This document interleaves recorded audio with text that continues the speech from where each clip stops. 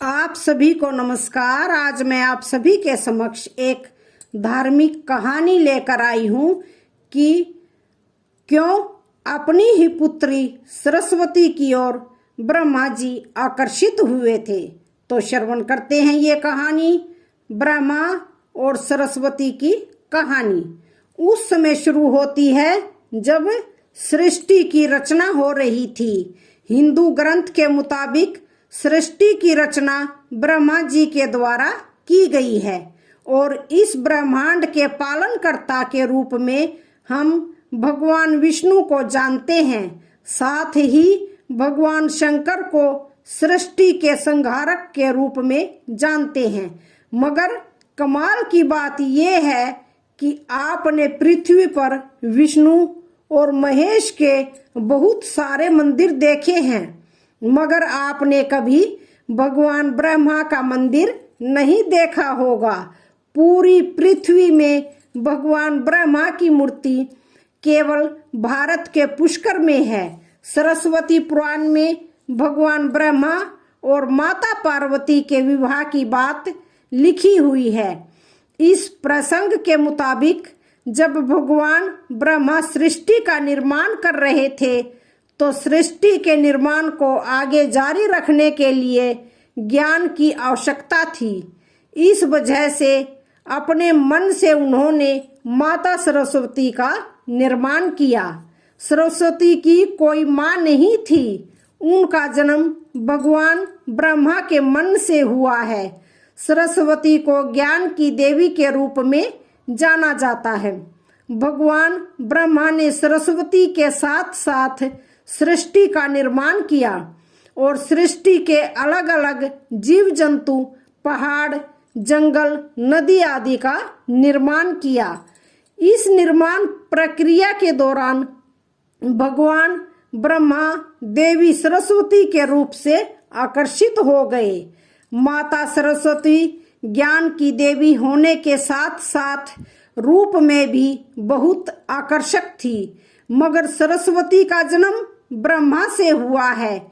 इस वजह से जब भगवान ब्रह्मा सरस्वती की तरफ मोहित हो गए तब देवलोक में उनकी बहुत निंदा हुई।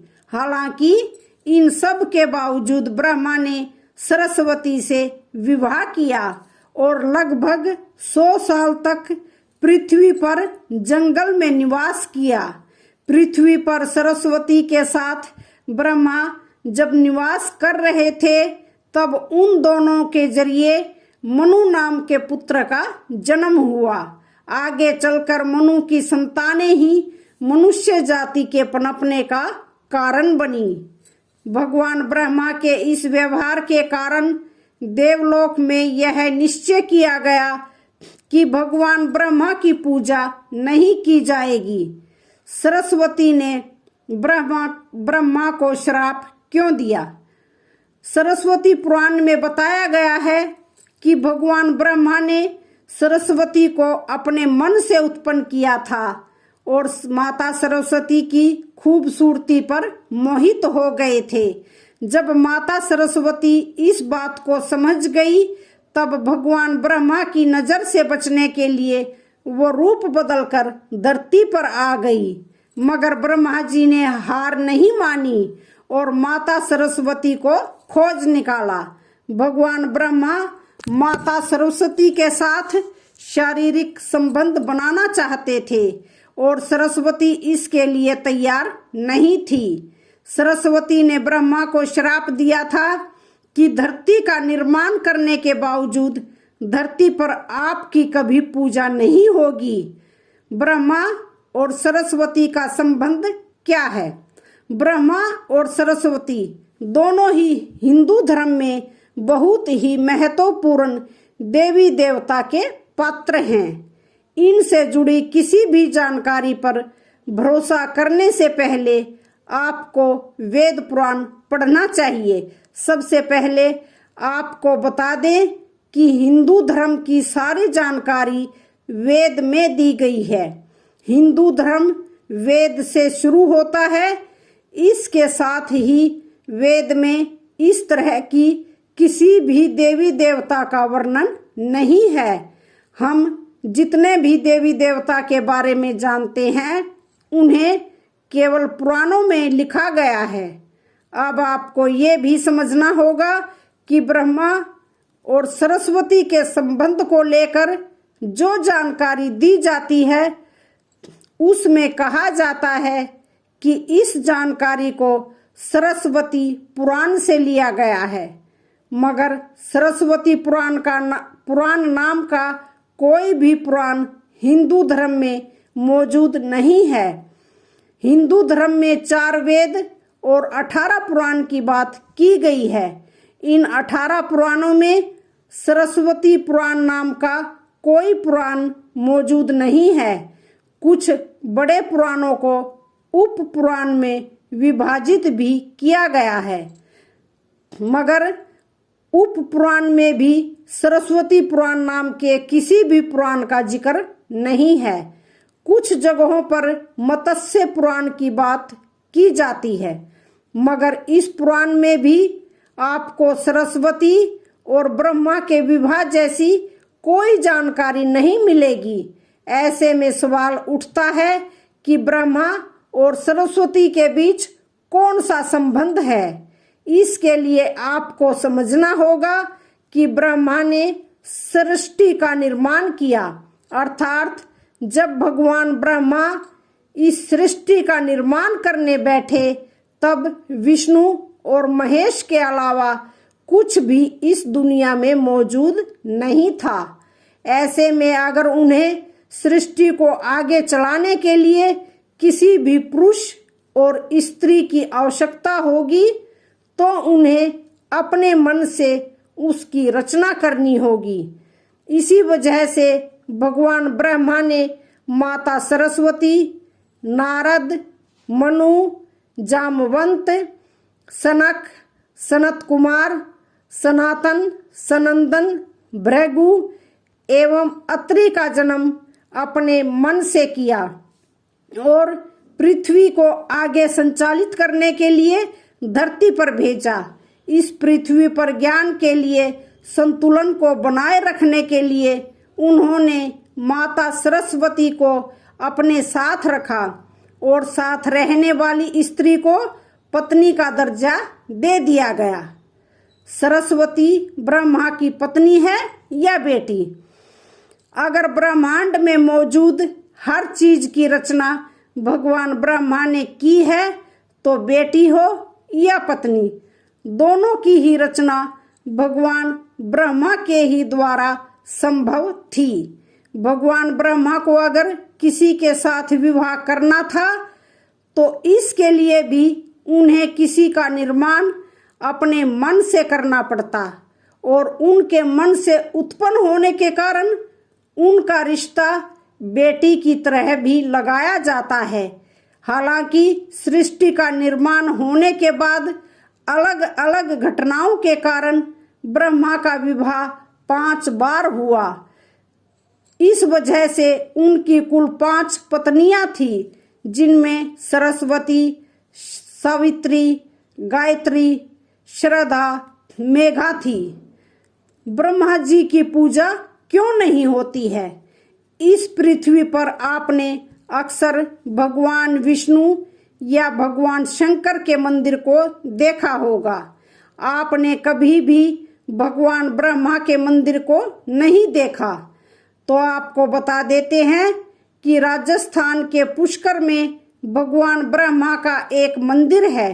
वह मंदिर 3 झीलों से घिरा हुआ है। प्रचलित कथा के मुताबिक सृष्टि का निर्माण करने के बाद व्रजनाश नाम के एक राक्षस ने धरती पर खूब उत्पात मचाया था। जब इस राक्षस ने भगवान ब्रह्मा के साथ दुर्व्यवहार शुरू कर दिया तब ब्रह्मा जी ने व्रजनाश का वध कर दिया और इस दौरान उनके कमल के 3 टुकड़े धरती पर आकर गिरे, जिससे बड़े बड़े झील बन गए। आज यह स्थान भारत के पुष्कर नाम के इलाके में है और उन 3 झीलों को व्याष्ठा, मध्य और कनिष्ठ पुष्कर के नाम से जाना जाता है। इन झीलों के निर्माण के कारण वहां पर एक यज्ञ करवाने का निश्चय किया गया। इस यज्ञ में साक्षात भगवान ब्रह्मा बैठने आए थे, मगर एक यज्ञ या पूजा पाठ में पति को पत्नी के साथ बैठना होता है। उस समय भगवान ब्रह्मा की पत्नी सावित्री थी, मगर उन्हें आने में काफी देर हो रही थी। बहुत देर इंतजार करने के बाद पूजा का मुहूर्त खत्म होने से बचाने के लिए भगवान विष्णु ने एक सुझाव रखा कि ब्रह्मा जी की शादी इसी पूजा के दौरान कर दी जाए। इस विचार पर सहमति दिखाते हुए नारद मुनि ने गायत्री नाम की एक स्थानीय लड़की को भगवान ब्रह्मा के साथ विवाह करने के लिए मना लिया। जब इन दोनों का विवाह हुआ और यज्ञ में भगवान ब्रह्मा गायत्री के साथ बैठकर पूजा को संपन्न किया, तभी वहां माता सावित्री आ गई और वह पूरी गतिविधि पर खूब क्रोधित हुई। उन्होंने इस क्रोध में आकर भगवान ब्रह्मा को श्राप दे दिया कि धरती पर उनकी पूजा कभी नहीं की जाएगी। इसके बाद उन्होंने नारद को शादी के लिए लड़की खोज कर लाने के कारण श्राप दिया कि नारद आजीवन कुंवारे रहेंगे। जब माता सावित्री को पता चला कि यह विचार भगवान विष्णु ने प्रकट किया था, तो उनके श्राप से वह भी नहीं बच पाए। माता सावित्री ने भगवान विष्णु को श्राप दिया कि वह पत्नी के वियोग में तड़फेंगे। इसी श्राप के कारण राम अवतार में भगवान विष्णु को माता सीता से बिछुड़ने का दुख भोगना पड़ा था। इसके बाद जब माता सावित्री का क्रोध कुछ कम हुआ, तब उन्होंने भगवान ब्रह्मा पर दया दिखाते हुए कहा कि उनकी पूजा धरती पर केवल एक जगह इस पुष्कर में ही हो सकती है। इसके बाद भगवान ब्रह्मा के इस व्यवहार से आहत होकर वह पुष्कर के समीप रत्नगिरी नाम के पहाड़ पर चली गई और हमेशा के लिए तपस्या में लीन हो गई। आज भी रत्नागिरी पहाड़ पर माता सावित्री का मंदिर है और उसके ठीक नीचे 3 झील के बीच में बसा हुआ पुष्कर का ब्रह्मा मंदिर मौजूद है। इतिहासकारों के मुताबिक आचार्य शंकराचार्य के द्वारा सन 711 में यहाँ भगवान ब्रह्मा की मूर्ति की स्थापना की गई थी।